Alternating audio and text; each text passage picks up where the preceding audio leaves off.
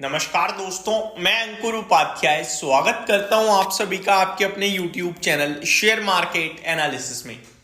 दोस्तों, आज अदानी ग्रुप के स्टॉक्स में वापस से एक रिबाउंड देखने को मिला हमें दिन के दौरान।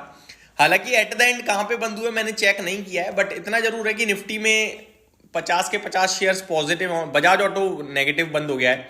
That means Adani port, Adani enterprise तो आई थिंक हरे निशान में ही बंद हुए हैं। दिन के दौरान इन स्टॉक्स में 4-4% की भी तेजी देखी थी हम सभी ने। लेकिन जैसा कि मैं आप सभी के साथ कल भी कह रहा था, आज भी मैंने दिन के दौरान एक वीडियो बनाई थी जब मैंने आपसे कहा अदानी ग्रुप में वापस से रिबाउंड, तब भी मैंने यही कहा कि समय नहीं है खरीद बेच का, कुछ भी करने का समय नहीं है इस समय। तो बस आप वेट कीजिए तो ही आप फायदे में रहोगे। आपको लगेगा जरूर ऐसा कि यार बॉटम पे खरीद लेता हूं, थोड़ी देर में प्रॉफिट हो जाएगा, बेच दूंगा, और जिनके पास है वो सोचेंगे यार निकल जाऊंगा तो सही रहे। ट्रस्ट में आप कुछ भी करोगे गलत पड़ जाओगे। आज फिर से कुछ नेगेटिव खबरें आते हुए दिखी हैं। जब अदानी एंटरप्राइज का शेयर आपके लिए 2300 रुपए के करीब पहुंच रहा था तभी कुछ खबरें आई और फिर वहां से एक आपने गिरावट भी देखी। फिर दोबारा से स्टॉक करीब 2:30 बजे के समथिंग लाल निशान में फिसला था, लेकिन रिबाउंड करके 2% ऊपर बंद हुआ है एट द एंड।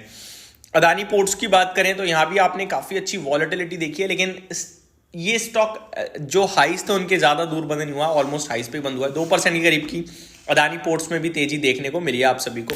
हालांकि अदानी ग्रुप से अदानी ग्रीन, ये सारे स्टॉक, अदानी ग्रीन हो गया, अदानी एनर्जी सॉल्यूशन हो गया, इनमें आज भी बड़ा फॉल था दोस्तों। ये ऑलमोस्ट डे लो के पास ही बंद हुए हैं। अदानी ग्रीन की बात करूं 1051 पे बंद हुआ है। 8% की बड़ी गिरावट देखने को मिली है इस स्टॉक में। अदानी एनर्जी सॉल्यूशंस में 7% की बड़ी गिरावट है। तो अब अदानी ग्रुप में भी ना स्टॉक स्पेसिफिक एक्शन हुआ है। मैं आपको न्यूज भी बताऊंगा अभी। दैट मीन्स आप कह सकते हो जो स्ट्रेंथ है वो स्ट्रेंथ में दिख रही है।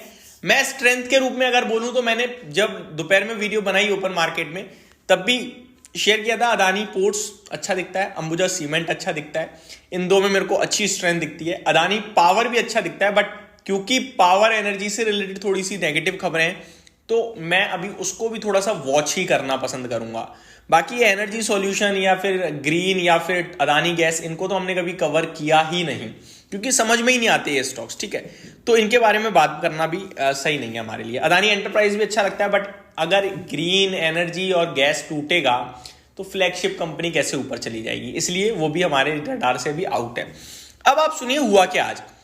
आज दोस्तों खबर आती है, सेबी अभी 2 हफ्ते का समय और लग रहा है, इनको अच्छी तरीके से टेस्टिंग होगी। खबर आती है दोस्तों कि 15 मार्च को एक न्यूज आती है और वो न्यूज ये थी कि अदानी ग्रुप पे एफबीआई जांच कर रहा है और सेबी का एक डिस्क्लोजर है, नियम रूल अब बना है कि कोई भी अगर मार्केट में अफवाह उड़ रही है, खबर उड़ रही है, तो कंपनी को विद इन 24 आवर्स अपडेट देना होगा, क्लैरिफिकेशन देना होगा। तो 15 मार्च को जब ये खबर आती है कि एफबीआई अदानी ग्रुप पे जांच कर रही है, रिसर्च कर रही है, तो उसको लेकर अदानी ग्रुप क्लैरिफाई करे। तो अदानी ग्रुप ने 17 मार्च को क्लैरिफिकेशन दी कि जो भी हो रहा है वो बेसलेस है, कुछ भी उसका मतलब नहीं है, बेबुनियाद है। ऐसा लगता है कि अदानी ग्रुप पे हर आरोप के लिए एक ही जवाब है, बेसलेस। इस बार भी उन्होंने यूएस कोर्ट के फैसले को बेसलेस बताया, हिंडनबर्ग की रिसर्च को बेसलेस बताया था। हिंडनबर्ग ने जब दोबारा रिसर्च निकाली, सेबी पे आरोप लगाया, प्लस अदानी को घसीटा, उसको भी बेसलेस बताया। और जब ये जांच चल रही थी इसको भी बेसलेस ही बताया था।